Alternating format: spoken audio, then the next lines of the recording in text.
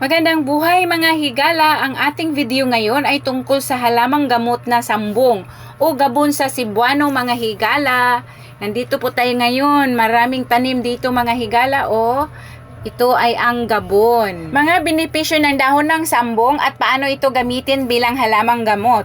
Epektibo sa mga pagtunaw ng bato sa bato, pantulong sa mayroong hypertension at rheuma, sinisipon o nilalagnat. Mabisa rin ito sa may diarrhea, nakatulong sa pagtanggal ng mga bulati, sakit sa tiyan, panggagamot sa mga UTI at masakit ng lalamunan. Ang mga sakit na maaaring magamot ng sambong at mga doses. Una, para sa lagnat, uminom ng pinaglagaan ng dahon at ugat ng sambong upang mapababa ang lagnat na nararanasan. Para sa sugat, maaaring ipinantapal ang dinikdik na dahon ng sambong sa sugat na hindi madaling maghilom.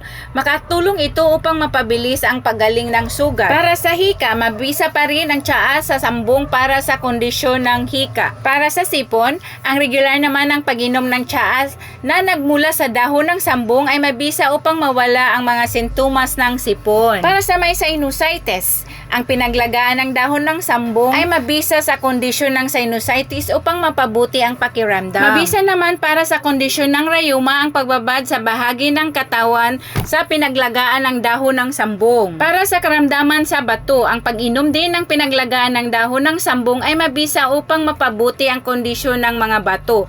Tumutulong din ito sa tuloy-tuloy na daloy ng pag-ihi. Sa isang pagsusuri, natagpuan ng mga eksperto na ang sambong extract ay maaaring magpaliit ng calcium oxalate crystals. Para sa sakit ng ulo, pinagtatapal sa noo ang dahon ng sambong kung sakaling makaramdam ng pananakit sa ulo. Mga higala, kung may natutunan ka, huwag kalimutang ibahagi ang video na ito upang malaman ng iba. Maraming salamat sa panonood at pagsuporta. Hanggang sa muli, God is good all the time and all the time God is good.